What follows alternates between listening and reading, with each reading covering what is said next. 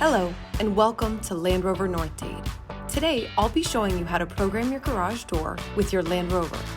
You're going to clear the buttons by simultaneously pressing and holding the first and last button on the rearview mirror. Release when the light located in the rearview mirror turns green.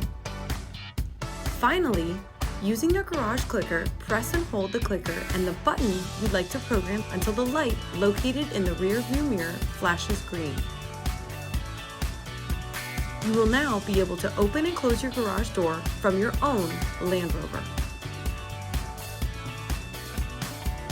Thank you for watching. If you found this video useful, please give us a like and don't forget to subscribe to our YouTube channel for more.